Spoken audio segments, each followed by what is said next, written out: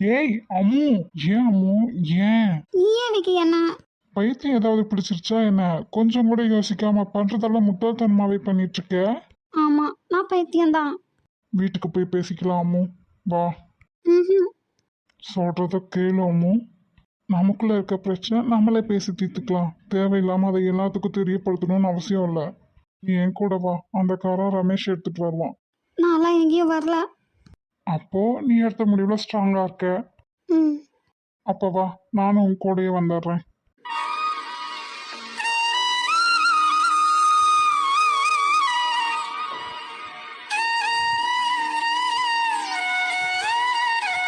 விக்கி, அப்புறம் நான் தானே. வீட்டுக்கு போய் பேசிக்கலாம்னு சொல்லிட்டேன். ஒழுங்கு மரியாதையா இப்ப கார்ல ஏற போறியா இல்லையா? ம். வெயிட் பண்ணிட்டு இருக்கீங்களா? சாரிங்க. பரவாயில்லைங்க. சாப்பிட்டீங்களா? இன்னும் இல்லைங்க, அவர் வந்துட்டோம். சாரிங்க, எங்கனாலதான் உங்களுக்கு கஷ்டம். அப்படியெல்லாம் எதுவும் இல்லைங்க. ரமேஷ் இன்னும் கொஞ்ச நேரத்துல வந்துருவாங்க. ரேவதிக்கு கொஞ்சம் உடம்பு முடியல. நீங்க 2 பேரும் வேணா அவுட்டிங் போயிட்டு வாங்க. சரிங்க, அவர் வந்தது சொல்றேன். அம்மு, அம்மு, ஏன் விக்கி, அடிக்க தானே வந்தேன், அப்புறம் அப்படியே நின்னுட்டேன். நான் ஏமா உன்னை அடிக்க போறேன்? கோமா தானே வந்த. நான் கோவப்படுற அளவுக்கு நீ ஏமா நடந்துக்கிற? கோவப்படுவேன் தான், ஆனா கையோங்கிற அளவுக்கு இல்லை. நீயே கேட்டல அந்த அண்ணா என்ன சொன்னாங்கன்னு. யாரோ என்ன வேணாலும் சொல்லட்டும், அதுக்குன்னு பைத்தியகாரத்தனமா இப்படியே ஒரு முடிவெடுப்ப? நான் இல்லை, வேற யாரா இருந்தாலும். நீ முதல்ல எப்போ வந்த அங்க? முழுசா கேட்டியா எல்லாத்தையும்? நீ என்கிட்ட எதுவும் சொல்லாம தானே அங்கே போனேன், ஆனாலும் நான் ஒன்றும் சொல்ல மாட்டேன். சரி, நீ சொல்ல வேண்டாம். என்னதான் வேணாலும் இருக்கட்டும், அதுக்காக இப்படியே ஒரு முடிவு எடுக்கிறது அறிவு இருக்கா உனக்கு? இருந்திருந்தா இப்படி ஒரு காரியம் பண்ணிருக்க மாட்டேன்ல விக்கி. லூஸ் தனமா பேசாதே அம்மு. நான் பண்ணின காரியத்துக்கு நான் சாகத்தானே வேணும். அப்புறம் எதுக்கு அம்மு நான் உயிரோட இருக்கணும்? விக்கி, தப்பு பண்ணினது நானு. என்ன ப்ரூஃப் இருக்கு? அதான் கேட்டையே. அம்மு, ஜஸ்ட் மிஸ்ஸிங், அவ்வளோதான். மிஸ்ஸிங்கா? அதான் நான் சொன்னேனே. இன்னும் ப்ரூஃப் ஆகலைல்ல? இதுக்கு மேலேயும் ப்ரூஃப் வேணுமா விக்கி? ஐபிஎஸோட பொண்ணா இருந்துக்கிட்டு மூளையே இல்லாத மாதிரி யோசிப்பியாமோ? விக்கி, ஏன்டா இங்க வந்தமோன்னு இருக்கு. எப்பவோ நடந்ததெல்லாம் இப்போ போட்டு கிளறிக்கிட்டு. எல்லாம் என்னால தானே. என்னால தான் எல்லாத்தோட நிம்மதி சந்தோஷம் எல்லாமே போச்சு. என்னாலலாம் எதுவும் இல்லை. நான் தானே. இங்க பாரு அம்மு, நீ எனக்கு உண்மையா இருக்கணும்னு நினைச்சு நீ என்கிட்ட எல்லாத்தையும் சொன்னேன், அவ்வளவே தான். இல்லை விக்கி, எனக்கும் உனக்கும் பூமாரிக்கு மட்டுமே தெரிஞ்சது நமக்குள்ளேயே இருக்கட்டும்னு நான் நினைச்சேன். ஆனா இப்ப இவருக்கு தெரியும் நான் எதிர்பார்க்கவே இல்லை. நானும் இதை பற்றியெல்லாம் யோசிக்கல விக்கி. அன்னைக்கு கரண்ட்டும் இல்லை, அன்னைக்கு தான் ஃபர்ஸ்ட் நாளும் கூட. ஆனால் என்னை எப்படி ஞாபகம் வச்சிருக்கார் பாத்தியா? இவரை மாதிரி நீ எத்தனை பேர் என்ன பார்த்துருப்பாங்க? அதை பத்தியெல்லாம் நீ ஏன் அம்மு யோசிக்கிற? அப்புறம் இங்க பாரு அம்மு, உன் கூட இந்த பூமாரியே அப்படி எதுவும் நடக்கலைன்னு சொல்லிட்டான். அதுக்கப்புறம் உனக்கு வேற என்னதான் வேணும்? விக்கி, ம், ஃபர்ஸ்ட் யாரோ என்ன வேணாலும் சொல்லட்டும், எல்லாத்துக்கும் ப்ரூஃப் இருக்கா? இல்லைல்ல. ரெண்டாவது விஷயம், நீ யாருக்கும் உன்னை ப்ரூவ் பண்ணிட்டு இருக்கணும்னு அவசியம் இல்லை. தேவைப்பட்டா எனக்கும் உன் அப்பா அம்மாவுக்கு கூட. விக்கி, ஆமா அம்மு, உன்னை முழுசா நம்பாதவங்க நீ என்ன செஞ்சாலும் சொன்னாலும் நம்பவா போறாங்க? அப்படிப்பட்டவங்களுக்கு நீ ஏன் அம்மு உண்மையா இருக்கணும்? இல்லை அவங்க மட்டும் உனக்கு உண்மையா இருந்துட போறாங்களா? உன்னை சந்தர்ப்ப சூழ்நிலைகளுக்கு ஏற்ற மாதிரி யூஸ் பண்ணிக்க வேணா செய்வாங்க. அவங்களுக்கெல்லாம் போய் நீயே ப்ரூவ் பண்ணிட்டு இருக்கணும். ம், தோடு, உன்னை பற்றி உனக்கு மட்டும்தான் முழுசாக தெரியும். நீ உன்னோட பேரண்ட்ஸ் கிட்ட ஒரு சில விஷயங்களை மறைச்சிருக்கலாம், உன் ஃப்ரெண்ட்ஸ் கிட்ட ஒரு சில விஷயங்களை மறைச்சிருக்கலாம், ஏன் என்கிட்ட கூட ஒரு சில விஷயங்களை மறைச்சிருக்கலாம். ஆனால் உன்னை பற்றி முழுசாக உனக்கு மட்டும்தான் தெரியும். அதில் தெளிவாயிரு. அதனால் உன்னை நீ நம்பு. இல்லை விக்கி, நான் உன்கிட்ட. என்கிட்ட நீ எதையும் மறைக்கலன்னு எனக்கு தெரியும். ஆனால் நீ எனக்கு அப்படி இருக்கணும்னு எந்தவித அவசியமும் இல்லை. உனக்கும் சில பர்சனல்ஸ் இருக்கலாம். சொல்றதெல்லாம் புரிஞ்சுதா அம்மு? ம், நீ யாருக்கும் எதையும் ப்ரூவ் பண்ணணும்னு அவசியம் இல்லை. அதில் தெளிவாயிரு. நீ உன்னோட இயல்பு மாறாம நீயா இரு, அதுவே போதும் எனக்கு. தேங்க்யூ சோனி. எதுக்குங்க? இல்லை, நான் ஒரு நாள் கூட நினச்சி பார்த்ததில்ல என்னையெல்லாம் ஒரு மனுஷன் மதிச்சு எனக்குன்னு ஒருத்தி வருவா, இப்படி என்னை காணலையேன்னு வாசலை எனக்காக காத்திருப்பானலாம். ஆ, இன்னைக்குன்னு இல்லை, உங்கள் வீட்டுக்கு வந்ததுலேருந்து நான் உங்களை காணலையேன்னு நினச்சிருக்கேன். என்ன அங்கெல்லாம் எக்ஸ்பிரஸ் பண்ணதில்லை, இங்கே தேங்க்யூ சோனி. இதெல்லாம் ஒரு விஷயமா? உனக்கு அப்படி தோணலாம், எனக்கு அப்படி இல்லை. ம், ஏங்க உங்களை காணலையேன்னு உங்கள் அம்மா தான் 1000 தடவை வாசலை எட்டி எட்டி பார்ப்பாங்க. உங்கள் தங்கச்சி ஒரு பக்கம் நொய் நொயின்பா. அப்புறம் என்ன? அவங்களோட எக்ஸ்பெக்டேஷன்ஸ்க்கு ரீசன் வேறு. நான் அவங்களோட ரத்தம், என் அம்மாவுக்கு பையன், என் தங்கச்சி அவளுக்கு ஏதாவது நீட்ஸ் இருந்தால் மட்டும்தான் என்னை எதிர்பார்ப்பா. நீ அப்படி இல்லைல்ல, அதான். ம், அவங்களுக்கு உங்கள் மேலே பாசம் இருக்குங்க. அவங்களோட தேவைகளுக்காக மட்டுமே உங்களை எதிர்பார்க்கல. அது எனக்கும் தெரியும் சோனி, இருந்தாலும் அது வேற இது வேற. ம், நம்மளை நினைக்க ரசிக்க நமக்காக காத்திருக்க ஒருத்தங்க இருக்காங்க அப்படிங்கிறதே ஒரு தனி சந்தோஷம்தான். ம், ஒருவேளை உங்களுக்கு அப்படியெல்லாம் தோணலாங்க. நான் உங்கள் வீட்டுக்கு வந்து எவ்வளோ நாள் ஆச்சு? ஏன் இப்போ இங்கே வந்தேன்? இது வரைக்கும் என் அப்பா அம்மா என்னை நினச்சி கூட பார்க்க மாட்டாங்க. ஆனால் எனக்கு அதை பற்றியெல்லாம் தெரியாது. சாரி சோனி, நான் பரவாயில்லைங்க. ஆமாம், காரையும் அங்கேயே அவுட்டிங் போவோம்ல, அதான். நம்மளை மட்டும்தான் போயிட்டு வர சொன்னாங்க. ரேவதிக்கு ஏதோ உடம்பு முடியலையா?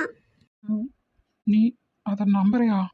ம், அவங்கள சொல்லணும்னு இஷ்டப்பட்டா சொல்லட்டும், இல்லைன்னா அதனால தான் நானும் வெயிட் பண்ணுறேன்.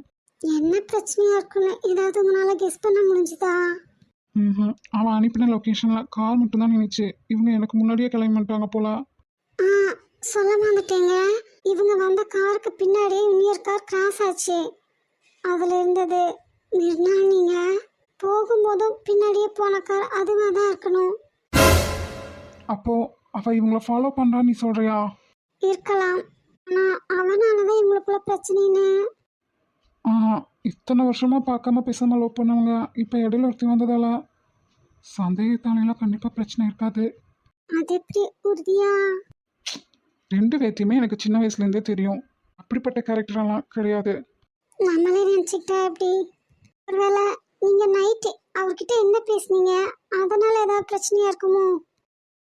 இங்கே பாராமோ, இனிமே நீ இந்த மாதிரி முட்டாள்தனமான முடிவெல்லாம் எடுக்கக்கூடாது. ம், நான் இப்போ சொல்கிறேன் அப்படிங்கிறதுக்காக கேட்டுட்டு அந்த சைடு போனதும் உன் வேலைத்தனத்தையெல்லாம் காட்டாத என்ன. ம், நான் எப்படி தான் உன்னை இந்த குற்ற உணர்ச்சியிலேருந்து வெளியே கொண்டு வர போகிறேன்னு எனக்கே தெரியல அம்மு. ஊருக்கு போனது சமயம் பார்த்து பூமாரிக்கிட்ட பேசிக்கலாம்னு நினச்சேன். அதுக்குள்ளே இங்கே முகமது அவர் பேசவும் கடைசி வரைக்கும் அது நீ இல்லைன்னு தான் நான் சாதிச்சேன். ஆனால் நீ எப்போ மரத்துக்கு பின்னாடி வந்து நின்ன? நாங்கள் பேசிட்டு இருந்ததையெல்லாம் கேட்டுட்டு ஏன் உடனே காரை எடுத்துட்டு வேகமாக வரணும்? இதையெல்லாம் வச்சு முகமது என்ன நினச்சிருப்பார்? நீயே நீதாங்கிறத காட்டி கொடுத்த மாதிரி ஆயிடுச்சு இப்போ. அதுதான் அம்மு, எனக்கு ரொம்ப வருத்தமா இருக்கு. முகமது சொன்னதை வச்சு பார்த்தா அவர் அங்கே கொஞ்ச நாள் தான் வேலைக்கு போயிருக்கார். அதுக்கப்புறம் வேற இடத்துக்கு மாத்திட்டார். உங்க ரூம்குள்ள வந்த பையன் அவருக்கு தெரிஞ்ச வரைக்கும் ரிட்டர்ன் வரலைன்னு தான் சொன்னாரே தவிர அதை அவர் கன்ஃபார்மாக சொல்லலை. நீயும் மயக்கத்துக்கு அப்புறம் அந்த உருவத்தை பார்க்கல. முகமதுக்கும் உனக்கும் அந்த பையனோட எக்ஸ்டர்னல் அப்பீரியன்ஸ் பற்றி எதுவும் தெரியல. ஒருவேளை பூமாரிக்கு ஏதாவது தெரியுமா? இப்போ உன்னோட மனநிலைமை இருக்கிறதுக்கு ஊருக்கு போயிட்டு மறுபடியும் ரிட்டர்ன் வந்து இந்த பிரச்சனையை சால்வ் பண்ணுறது ரொம்ப கஷ்டம்.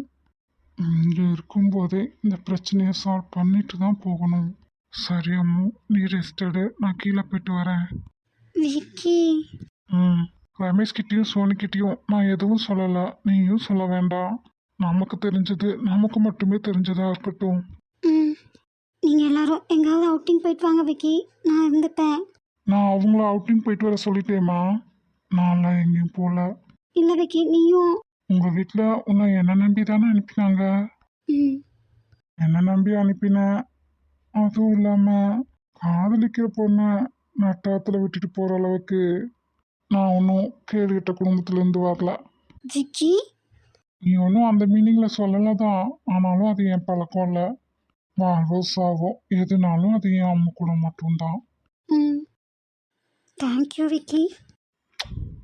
காதலியே காதலியே நீ எனக்கு கடவுள் தானே, கண்மணியே நீ போனால் அது எனக்கு மரணம் தானே. நீ ஒரு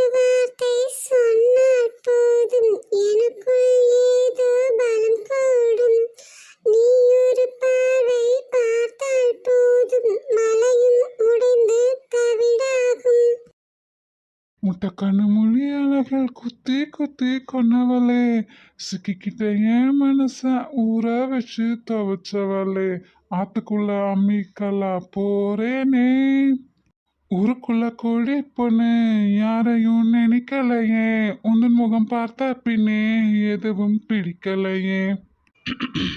ரமேஷ், நீ எப்ப வந்த? சார் பயங்கரமாக யோசனையில் இருந்தப்பவே வந்துட்டேன். இந்த டைம்ல? கொஞ்சம் பேசணுமே. சரி சொல்லு. ரேவதி தூக்கி உன் மடியில் படுக்க வச்சினா நான் வந்து அங்கே உட்காருவேன். ம், அப்படி என்ன பேச போறான், அதுவும் இந்த ஆன் டைம்ல? விக்கி, ஆ, அவளை தூக்கி உன் மடியில் போடு. நல்லா தூங்கிட்டு இருக்கிறவள தூக்கி என் மடியில போட்டு? ஐயோ, அவகிட்ட அடி வாங்கலாம் நான் ரெடியா இல்லப்பா. ம், இது உடஞ்சிட்டா நானே வாங்கி கொடுத்துட்றேன். வேற என்ன செய்ய? அதெல்லாம் இல்லை. இந்த ஃபோட்டோ சாரி. எதுக்கு? நான் என்ன கேட்குறேன், நீ என்ன சொல்ற? நீ கடையில் கொடுத்துருந்தியே பென்ட்ரைவ். ஆமா இல்ல, அதில் என்ன இருக்குன்னு பார்க்கணும்னு நினச்சேன், மறந்துட்டேன்.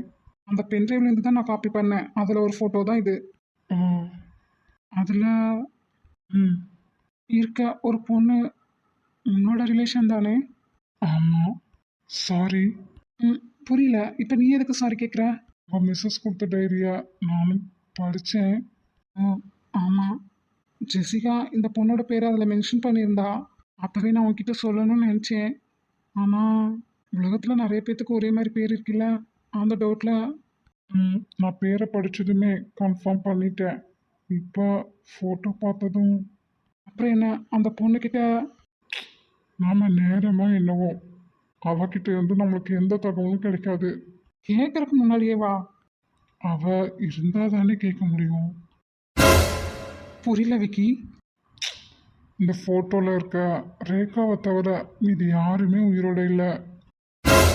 அப்போது அந்த பொண்ணு மேரேஜ்க்கு முன்னித்த நாள் இறந்துட்டா. ச்சே, எல்லாம் கை கெட்டினது வாய் கெட்டத மாதிரியே அமைது. ம், அது சரி, இப்போ இந்த பொண்ணை ரேகாவுக்கு தெரியும்னா ரேவதிக்கு சோனிக்கு எப்படி தெரியாமல் இருக்கும்? எனக்கு தெரிஞ்சு ஹாஸ்பிட்டலில் சோனி சிஸ்டர் சொன்னாங்கல்ல, ரேகாவும் சேகரும் பேசும்போது கூட ஒரு பொண்ணு இருப்பாங்கன்னு. ஆமாம். அது இவளாக தான் இருக்குமோன்னு தோணுது. ஐயோ, அதைத்தான் நானும் கேட்குறேன். ரேகாவுக்கு தெரிஞ்ச பொண்ணு எப்படி ரேவதிக்கு தெரியாம? ரமேஷ், ரேகாக்கே இவ என்னோட ரிலேஷன் கண்டிப்பாக தெரிஞ்சிருக்க வாய்ப்பே இல்லை. தெரிஞ்சிருந்தா கண்டிப்பாக உனக்கு தெரிய வந்திருக்கும். இப்போ என்ன பண்ண? அப்பா கிட்ட தான் விசாரிக்கணும். அப்போது சேகரை பற்றி தெரிய வருமா? தெரியல. வித்யா மேரேஜ் அப்பவே எங்களுக்கும் இவங்களுக்கும். ஓ ஆமாம் இல்லை. ம், இப்போது இந்த பொண்ணு சேகர், ரேகா, ஜெசிகா, எல்சி இவங்களுக்கெல்லாம் என்ன சம்மந்தமாக இருக்கும்? அப்போ ரேகாவை கொள்ள தடிக்கிற சசி தான் இவங்க எல்லாரையும் கொண்டு இருப்பானோ? எனக்கு தெரிஞ்சு காமினி சூசைட் அட்டன் பண்ணிக்கிட்டான் தான் நான் கேள்விப்பட்டேன். ஆனால் விவரமாக அப்பா கிட்ட கேட்கணும்.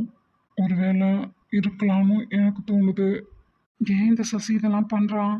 ரேகாக்கு ஏதாவது ஆகிறதுக்கு முன்னாடி நமக்கு இதை பற்றி தெரிஞ்சிட்டா பரவாயில்ல. அதுக்குள்ளே அவளை எப்படியாவது காப்பாற்றணும். சிவாவை பற்றி எந்த தகவலும் இல்லை. சசி இங்கே இருக்காங்கிற தைரியத்தில் தான் நம்மளும் இருக்கோம். அவன் கோடீஸ்வரன். நினச்சா எத்தனை ஆள் வேணால் செட் பண்ணுவான். எங்கே என்ன பிளான் போட்டு உட்காந்துருக்கானோ தெரியலையே. சசி பற்றி மட்டும் இல்லை, இப்போ காமினியை பற்றியும் ரேகா கிட்ட தான் கேட்கணும். சசியை பற்றி ரேகாக்கு தெரிஞ்சிருந்தா அவன் ஏன் அவங்ககிட்டயே திருப்பி கேட்க போறா? காமினியை பற்றி உனக்கு? ஆஹா, ரேகா மட்டும்தான் பேசுவா. ரேகாக்கு அவங்கள எப்படி தெரியும்னு கூடவா உனக்கு தெரியாது? அதான் தெரியாதுன்னு சொல்கிறேன்லங்க. ஆமாம், ரேகாக்கு எப்படி காமினியை தெரியும்? காமினி டாக்டருக்கு படிக்கிறான்னு தானே சொன்னாங்க. காமினி ஃபோட்டோவை காமிச்சு ரேகா கிட்டே கேட்டானா? அவ என்ன மைண்ட் செட்டில் இருக்கானே எனக்கு தெரில. ஏங்க? 4-5 தடவைக்கு மேலே சிவாவை நேர்லேயே பார்த்துருக்கா. ஒன்றும் இவரை பார்த்ததும் சேகர் ஞாபகமாவது வந்திருக்கணும். அதுவும் இல்லை. இல்லை இவர் தான் சிவான்னு தோணியிருக்கணும். அதுவும் இல்லை. இல்லைங்க. என்ன லொலாங்க, நீ என்னைக்கு உன் ஃப்ரெண்டுக்கு வக்காலத்து வாங்காமல் இருந்திருக்க? சொல்ல வரதான் முழுசா கேளுங்களே. அவள் எனக்கு ஃப்ரெண்டாக இருக்க முன்னாடி உங்களுக்கு தான் ஃப்ரெண்டு. சொல்லு. நீங்கள் சொல்கிற மாதிரி அவன் சிவாவை பார்த்தப்ப எல்லாமே இவர் எனக்கு சிவாவாக இருப்பாரோன்னு தோணுதுன்னு எல்லா டைமும் எங்ககிட்ட சொல்லியிருக்கா. ஆனால் என்ன பேச சொல்லி பேசவே இல்லை, அதுதான் பிரச்சனை. பார்த்ததும் பேசணும்னு நினச்சதெல்லாம் மறக்கலன்னா காதலில் அப்புறம் என்ன ஈர்ப்பு இருக்கு? பரவாயில்லையே, நீ இப்படியெல்லாம் பேசுவியாடா? சரிட்டடா மச்சான். ம் என்ன? ஒன்றும் இல்லைங்க மேடம். ஒரு தடவை கூட அவரை பார்த்தப்பெல்லாம் சேகர் ஞாபகம் வருதுன்னு சொன்னதே இல்லையா? ம் ரேகாவை பொறுத்த வரைக்கும் சேகர் இறந்துட்டாரு. சில சமயம் பார்க்குறவங்க எல்லாரையும் நம்ம ஞாபகம் வச்சிருந்தாலும் நம்ம என்னங்கிற உணர்வுகளை மதிக்கிற நமக்கு நெருக்கமான நம்ம மனசுக்கு பிடிச்சவங்க அவங்கள பற்றி தானே நம்ம மைண்ட் செட்டில் அதிகமாக ஸ்டோர் ஆகும். இப்படி சுற்றி வளைச்சு பேசாம சேகரை விட சிவா தான் ரேகாவோட மைண்ட் செட்டில் நல்லா ஸ்டோர் ஆயிருக்காருன்னு சொல்ல வேண்டியது தானே? அதை சொல்லாமே புரிஞ்சுக்கணும். ம் என்ன? ஆ நீ சொல்கிறதெல்லாம் வச்சு பார்த்தா என்கிட்டயும் விக்கிக்கிட்டேயும் ரேகா பேசுகிற அளவுக்கு கூட சேகர் கிட்ட பேசிப்பான்னு எனக்கு தோணலை. அப்புறம் எப்படி?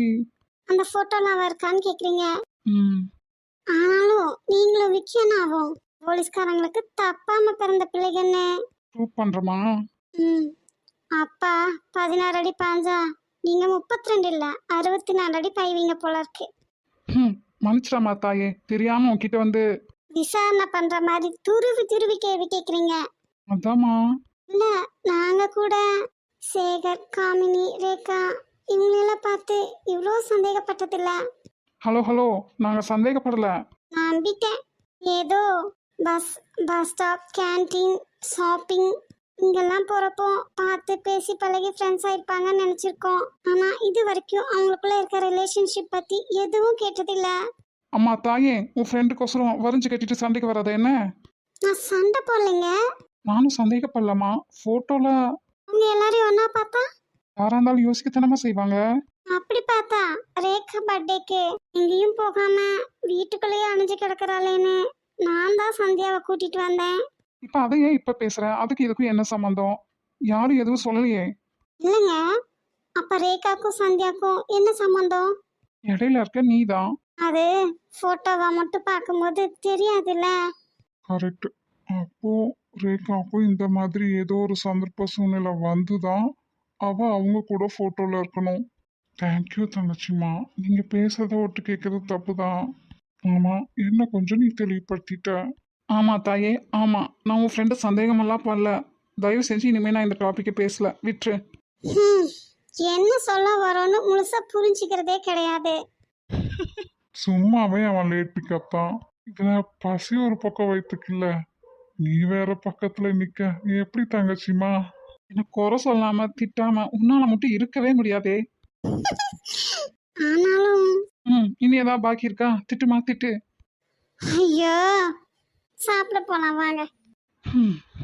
தேங்க்யூ விக்கி, நான் சொன்னதுக்காக இவ்வளோ தூரம் வந்ததுக்கு. இருக்கட்டுங்க, விஷயம் இல்லாமையா வர சொல்வீங்க?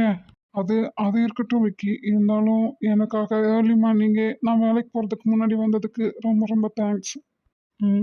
அதுக்கு முன்னாடி நான் உங்கள் வாட்ஸ்அப்க்கு ஒரு அட்ரஸ் அனுப்பியிருக்கேன். அவங்கள போய் நீங்கள் நேரில் மீட் பண்ணுங்க. எதுக்கு விக்கி? நீங்கள் நேரில் போனீங்கன்னா தெரியும். ஆனால் அவங்க இப்போ ஊரில் இல்லை, வந்ததும் நானே இன்ஃபார்ம் பண்ணுறேன். இல்லை, அவங்க எனக்கு தெரிஞ்சவங்க தான். இங்கே கஷ்டப்பட வேண்டாங்க. அங்கே போனீங்கன்னா உங்களுக்கு பிடிச்ச மாதிரி வேலை, ஃபெசிலிட்டிஸ் எல்லாமே செஞ்சு தருவாங்க. தேங்க்யூ விக்கி. ஆனாலும் எதுக்கு இப்போ இதெல்லாம்? உங்கள் பொண்ணு என்னை மாமான்னு கூப்பிட்றா. என் ஃப்ரெண்டுக்கு நான் ஆசைப்பட்டதெல்லாம் செய்ய முடியாட்டியும் என்னால் முடிஞ்சதாவது நான் செய்யணும் இல்லைங்க. இல்லை விக்கி. ஜெமீரா அப்பா அம்மா அவங்கள பார்த்துக்க ஆள், அவங்களுக்கான ட்ரீட்மெண்ட் எல்லாத்தையும் அவங்களே பார்த்துப்பாங்க. நீங்கள் கவலைப்பட வேண்டாம். தேங்க்யூ விக்கி. இருக்கட்டுங்க. அப்படிப்பட்ட நல்ல மனுஷனுக்கு நம்ம இந்த விஷயத்த சொல்ல போய் ஏதாவது பிரச்சனையோ? அந்த அம்மனி போன வேகத்துக்கு ஏதாவது பண்ணிக்குமோ? இல்லை இவர் கல்யாணத்துக்கு இது நிறுத்திடுவாரா? கடைக்கு வர வரைக்கும் 2-3 தடவை கால் பண்ணி பார்த்தோம், எந்த ரெஸ்பான்ஸும் இல்லை. என்னவா இருக்கும்? நம்மனால ஏதாவது அசம்பாவிதமாக நடந்திருக்குமோ? கடையில் தான் ஓனர் இல்லையே, ஒரு ஃபோன் பண்ணி பார்க்கலாமா? நமக்கு ஏன் அந்த பொண்ணு ஒன்றதை பார்த்ததுலேருந்து எல்லாம் கெட்டதாகவே தோணுது. அப்படி எதுவும் நடந்திருக்க கூடாது கடவுளே.